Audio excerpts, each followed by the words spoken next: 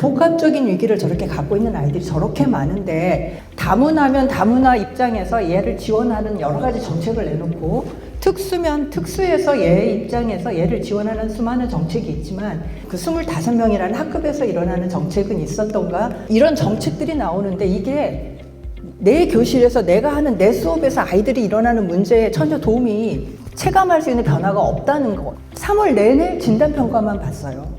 평가의 홍수인 거예요. 3월은 아이들하고 관계 만들고 학교 적응하고 이래야 되는 시기인데 선생님들이 바빠서 어쩔 줄을 모르시는 거예요. 그래서 진단평가로 정책 대응하는 게 맞는가에 대한 문제입니다.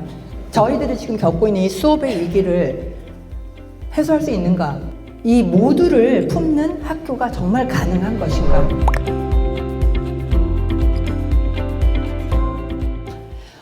교실을 대충 그려봤는데요. 저희 기성세대는 50명, 60명이 있었고 한 교실에, 또 그중에 눈에 띄는 애들은 한두 명에 그쳤다는 기억이 나요. 근데 지금 아이들은 평균 한 25명 내외, 25명, 28명, 이제 적은 학교도 있겠지만 그러는데 한 명도 같은 아이가 없습니다. 그래서 한마디로 말하면 수업을 할 수 있는 상태까지 교실을 정비하는데 시간이 너무나 많이 걸리는 거예요. 3월, 4월, 5월이 돼도 안 될 때도 많고요. 이건 어떤 문제인가? 그리고 정말 이렇게 아이들이 모여 있으면 복합적인 위기를 저렇게 갖고 있는 아이들이 저렇게 많은데, 이것에 대해서 선생님들이나 또는 정책을 하시는 분들이나 정치인들이 인식하고 계시는가에 대한 문제입니다. 우리 학교는 전부 다 저 아이들과 한 교실에서 모든 일이 일어나지 않습니까? 그래서 그 문제를 좀 말씀을 더 드려보고 싶습니다. 이런 데에서 지금 현재 수업은 가능한 것인가? 그리고 이 모두를 품는 학교가 정말 가능한 것인가? 각각의 사업들은 전부 다 다문화면 다문화 입장에서 얘를 지원하는 여러 가지 정책을 내놓고, 특수면 특수에서 얘 입장에서 얘를 지원하는 수많은 정책이 있지만, 얘네를 전부 다 못 군 그 25명이라는 학급에서 일어나는 정책은 있었던가? 이거에 대한 생각입니다. 저희 학교 사례인데요. 코로나 끝나고 저희 학교가 초등학교에 특수아이들이 굉장히 많이 늘었어요. 그래서 저희도 어쩔 수 없이 특수학습급을 증설을 했습니다. 그랬더니 한 학급에 특수아이들이 2명, 3명 배치되는 해가 생겼어요. 이건 굉장히 심각한 문제인데 거주지 분리라고 저는 말을 하고 싶습니다. 이제까지 한 번도 보지 못한 특수아이들이 나타난 거예요, 교실에. 어떻게 하냐면 선생님이 말씀하시면 계속 따라해요. 그리고 뒹굴어요. 막 노래하고 뒹굴고, 또 남자아이들은 잘못하면 성장기라 여자애들 이렇게 스치면 여자애들이 바로 성사안으로 신고를 하는 이런 일들이 생기는 거예요. 3월 한 달이 아수라장이 됐습니다. 매일 선생님들하고 회의하고, 한 명일 때하고 본인 아이가 한 학급에 2명, 3명 있는 거는 선생님이 케어할 수 있는 에너지나 시간이 제한되는 거잖아요. 근데 그 더 많은 걸 바라십니다. 그래서 굉장히 많은 문제들이 있었어요. 그래서 앞으로 특수학급 아이들이 점점 늘어난다면 이 문제를 한 학급에서 통합한다는 이야기만 계속 하면서 이 정책을 펴갈 수 있는 것인가에 대한 저는 의문이 생겼고, 이거 다시 재조정해야 된다. 우리 학급에는 얘만 있는 게 아니잖아요. 지금 한국말 하나도 모르는 다문화도 있고 학교폭력도 있고 특수도 있단 말이죠. 이런 모든 아이들 전부 다 학급에 몰아넣고 그 안에서는 교사가 정말 알아서 할 수 있는 일인가에 대한 이제 의문이 생겼던 거죠. 실제로 교육복지 대상 학생이라고 학교에 있습니다. 이 학생들은 교육복지 대상 학생을 100%로 봤을 때 전체 학생의 한 15%가 교육복지 대상 학생인데요. 이 교육복지 지침에 나와 있는 아이들이에요. 굉장히 많이 늘어나고 있습니다. 이 중에 가장 큰 게 다문화하고 특수죠. 다문화는 지금 올해 보면 집계 이후 최대치라고 하고요. 특수도 마찬가지입니다. 집계 이후 최대치라는 표현이 나옵니다. 특히 특수 같은 경우는 과밀학급에 있는 애들이 10%가 넘고요. 매년 증가하고 있습니다. 전일제 일반 학급에 있는 애들도 저렇게 많습니다. 그래서 특수 학급에 들어갈 수 없는 아이들까지 일반 학급에 막 섞여 있어요. 그래서 제가 한 학급에 2-3명이라고 말씀을 드린 거예요. 거기에다가 요즘에 느린 학습자라고 해서 많이 들어보셨죠? 특수는 아닌데 그 경계에 있는 아이들. 얘네들이 초등학생의 4.6%예요. 그러니까 초등학교 한 반에 한 명은 느린 학습자라고 보면 됩니다. 초등학교 1학년이 가장 많고 이 학생들이 남학생이 많고 이런 수치입니다. 기타 교육감이 정한 자. 저희 학교에 교육복지사가 계시는데 그분이 관리하는 학생이 학교의 30%입니다. 그러니까 이 상황에서 이 아이들이 교실에 가서 있었을 때 이 수업이 가능한가에 대해서 생각 안 할 수가 없는 거죠. 금방 말씀드린 대로 학교에서 선생님들이 처하는 어려움은 이런 겁니다. 아이들 한국말을 모르거나 가나다라도 모르는 아이들이 있는데 걔네들을 개별화 교육, 개인별 맞춤형 교육을 시키면서 학급 공동체라는 걸 만들어내야 돼요. 그렇지 않으면 그 안에서 수많은 문제들이 생기니까. 두 번째는 그 개인이 가진 결핍이나 낙인이나 소외가 있는데 이걸 보이지 않게 지원을 하면서 동시에 통합적으로 지원하고 모두에게 골고루 갈 수 있는 보편적 복지까지 가야 되는 이런 숙제들이 있는 거예요. 너무나 어렵죠. 개별로 지원하고 개별로 가르치면서 또 통합을 해야 되는 그런 과제가 저희한테 있는 거죠. 그러다 보니까 특히 다문화 같은 경우에는 들고 나는 아이들이 굉장히 많고 전학, 전출 이런 거 할 때마다 이 아이들의 성적, 학적, 이전에 있던 학적 그 기준을 가지고는 수행평가 기준 이런 거 내는 게 너무나 복잡해요. 얘가 몽고에서 국어 점수를 가지고 왔는데 그걸로 우리나라에서 국어 점수를 어떻게 환산을 합니까? 이런 일들이 매일 일어나게 되는 거죠. 그래서 지금 학교에 필요한 것이 무엇인가? 지금 복지학교를 통해서 지원 시스템은 있어요. 선별하고 경제적으로 지원하는 것은 있는데 대부분 돈을 지원하는 거나 일회성 프로그램을 지원하는 건데 이건 학생 개별로 보면 그렇다는 거고요. 학급 전체로 보면 이 아이들도 어쨌든 한 학급에서 수업을 해야 하기 때문에 수업 안에서 통합하고 같이 학급 공동체를 만들고 할 수 있는 이런 지원 시스템이 학교에 갖추어져 있는가, 이게 좀 필요하구나 라는 생각이 들었어요. 이건 학교별로 이거를 그냥 할 것인가, 아니면 교육지원청에서 모아가지고 뭔가 시스템을 빨리빨리 만들어내서 학교를 줄 것인가, 이런 고민들이 지금 필요하다고 생각이 듭니다.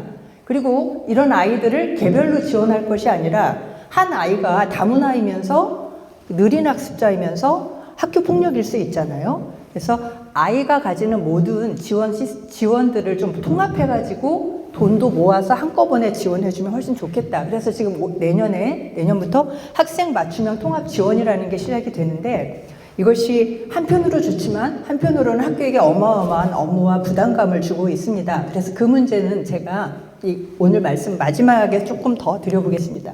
두 번째는 정서행동 위기인데요. 아까는 그 경제적인 위기 또는 문화적 위기라고 한다면 저희 학교 상황이었습니다.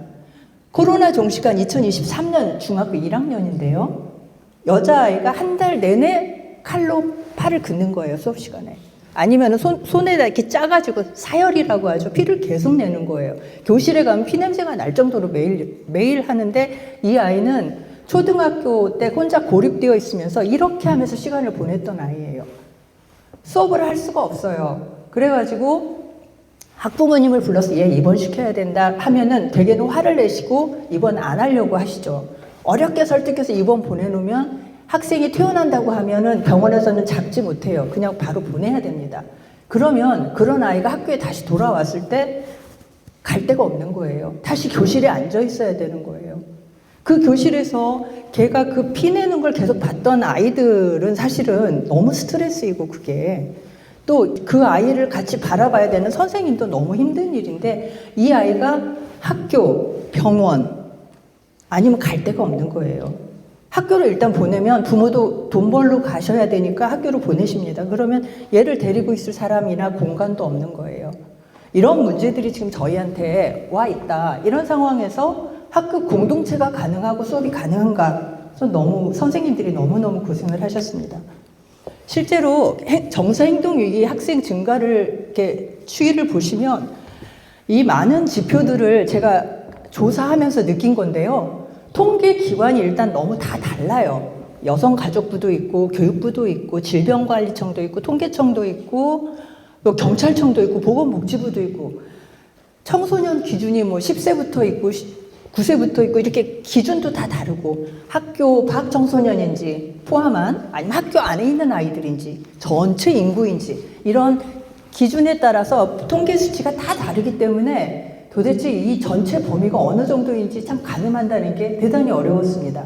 그러니까 저렇게 많은 관계부처에서 각자 다른 방식으로 통계를 집계하고 있다는 것을 일단 놀랐고, 두 번째는 통계 지표가 대단히 우울하다는 것을 볼 수 있습니다. 이제 그 책을 보시면 대단히 그 위중한 지표들이 굉장히 많이 나오고 있고 너무나 안타까운 지표들이죠.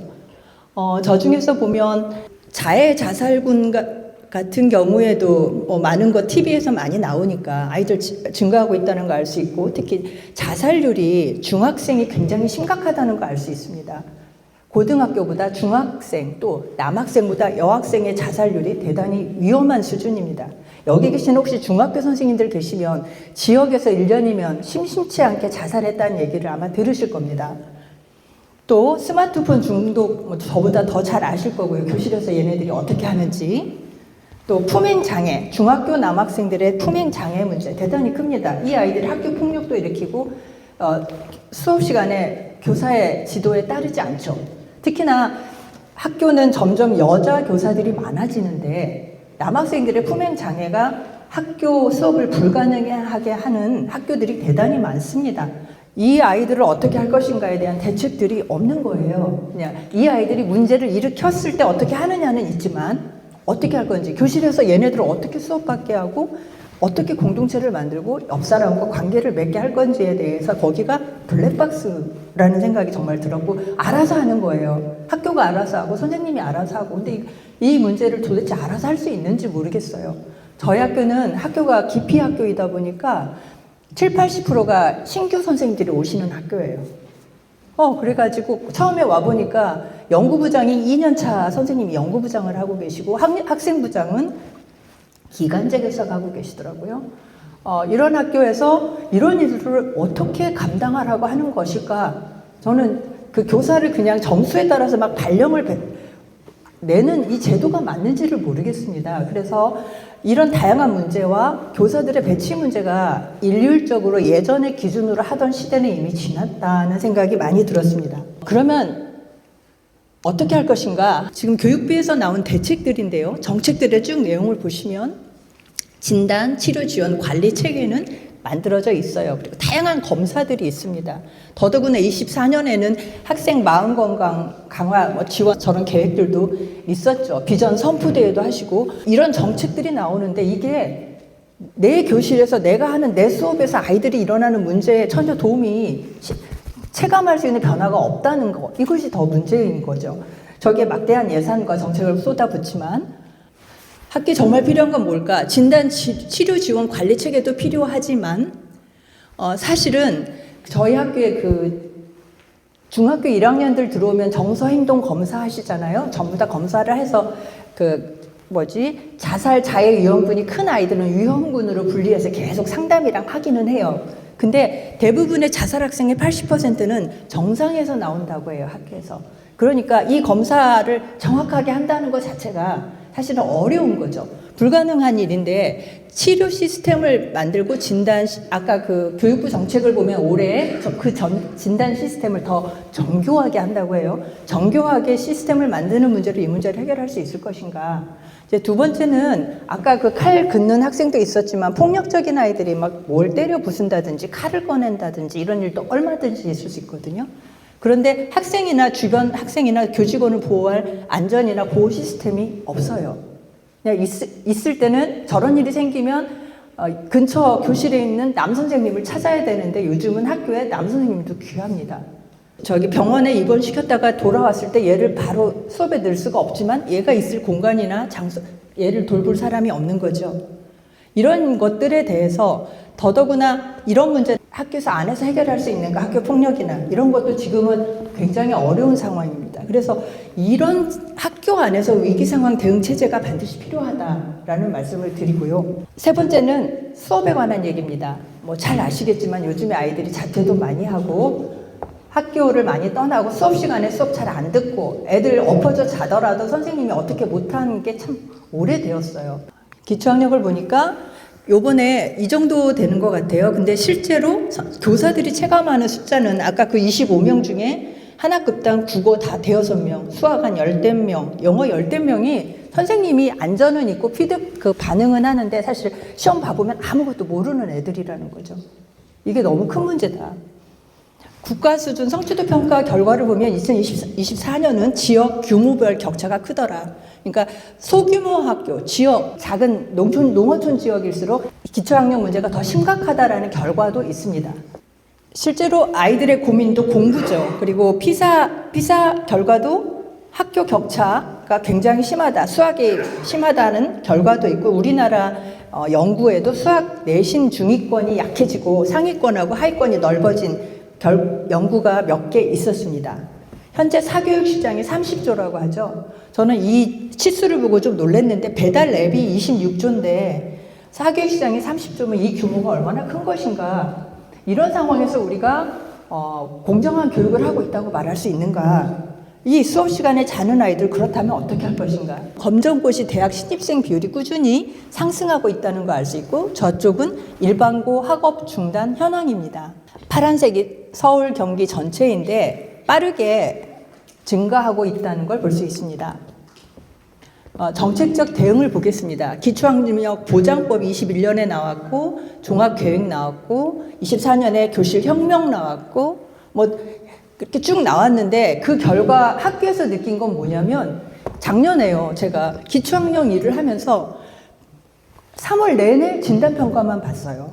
아이들 데리고. 왜냐하면 국가 수준 학업 성취도 평가가 있고 맞춤형 학업 성취도 자율평가가 서로 다른 거예요. 이걸 봤어요. CBT로, 컴퓨터 베이스로. 거기에다가 시도교육청 기초학력 진단 보정 평가라는 게 또 생겼어요. 그리고 서울에서는 이 자체 검사까지 있었죠. 그러니까 평가의 홍수인 거예요. 교육과정평가원에서 하는 평가 시스템이. 그래가지고 이 많은 평가들을 계속 다 진단을 하니까 3월이 다 갔습니다. 3월은 아이들하고 관계 만들고 학교 적응하고 이래야 되는 시기인데, 선생님들이 바빠서 어쩔 줄을 모르시는 거예요. 이 평가를. 왜냐하면 컴퓨터 베이스 평가는 애들이 한꺼번에 볼 수가 없고 2반 정도가 가능해. 안 그러면 이게 시스템이 다운돼 버려요. 그 데이터가 전송하는 시간이 있고 이러니까.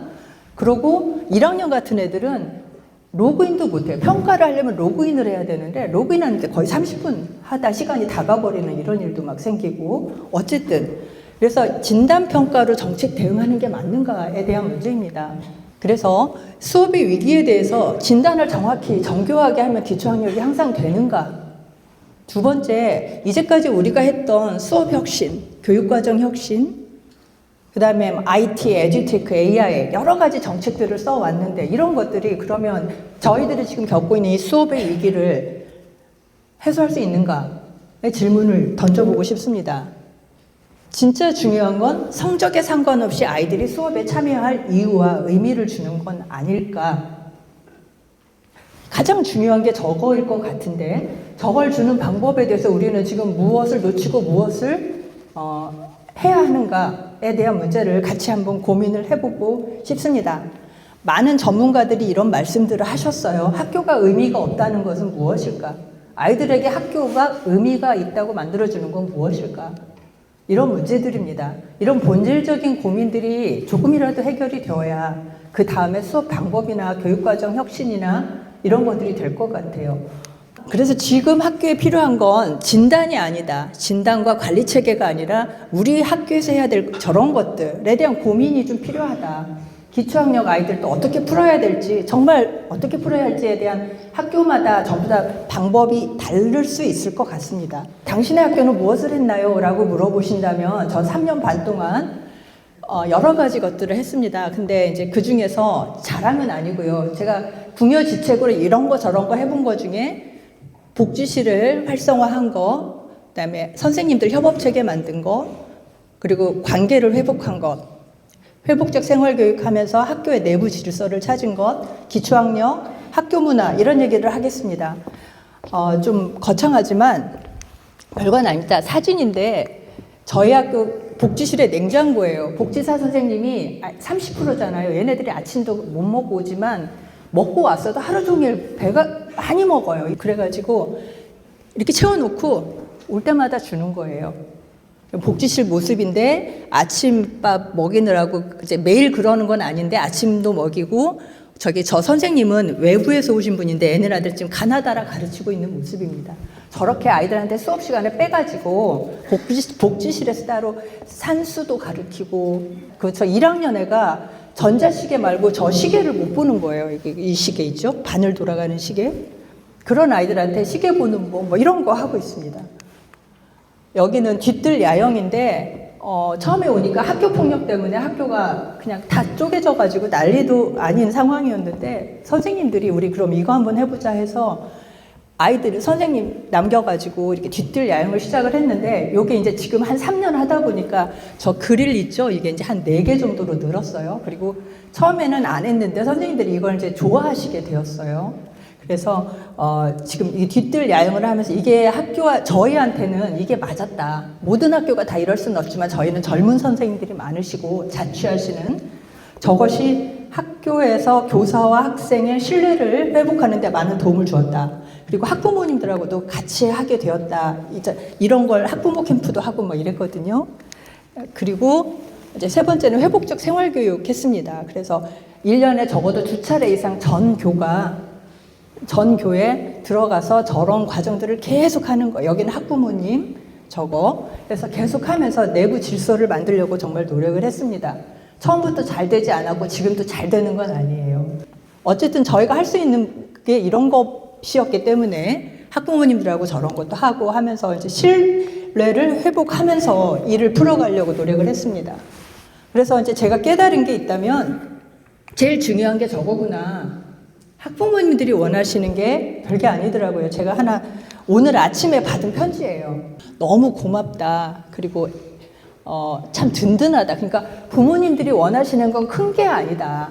교육의 주체로 참여하고 학부모회를 구성하고 이건 너무 큰 과제잖아요. 근데 어머니들이 원하시는 건 그런 게 아니라 우리 아이와 나한테 관심이 있고 서로 얘기가 되고 이 수준만 돼도 학교에서 참 많은 문제들이 의외로 쉽게 풀리는 것 같다라는 생각을 했고, 그래서 제가 오늘 이 편지를 선생님들한테 전부 다 공유를 했습니다. 그래서 당장 지금 할 수 있는 굉장히 많은 정책적 과제들이 있지만 우리가 정말 잊어버리고 있었던 것들, 저기서부터 다시 시작해야 되는 거 아닌가라는 생각을 했고, 이제 그 다음은 저희가 할 수 있는 일들이 있겠죠. 학교에서 여기서부터 다시 하나하나 찾아가야 되는 건 아닌가라는 생각을 했습니다. 이제 학생 맞춤형 통합 지원인데요. 해보니까 좋은 점도 많습니다. 많은데 지금 현재로 가장 문제가 되는 건 학교의 업무 부담, 내년부터 시작될 건데 굉장히 클 거라는 거. 이것을 업무로 시작하고 교육청에서 하라는 대로 형식적으로 하다 보면 불평과 불만을 일으킬 거다라는 예상을 할 수 있습니다. 특히나 이 업무에 꼭지를 잡고 있는 사람이 담당 부장이거나 교감 교장인데 여기에 이제 아이들의 복지 부분을 책임을 져야 되는 거고 안 했을 때는 책임 소재가 따져져야 되는 상황이어서 이것을 정말 어떻게 풀어갈 것인가에 대한 고민이 정말 많고, 정책은 정책이지만 진짜 우리한테 필요한 건 아이들을 살리고 아이들을 수업 시간에 끌어들여서 수업을 가능하게 하는 게 1번이어야 되지 않습니까? 그렇다면 학생 맞춤형 통합 지원도 업무로 보지 말고 그걸 최대한 활용해서 우리 아이들이 한 명이라도 교실에서 같이 앉아서 수업하고 같이 사이좋게 체육하고 이럴 수 있는 것들을 만드는데 사용할 수도 있다. 저희 학교를 해보니 그건 되더라. 이 말씀을 꼭 드리고 싶었습니다.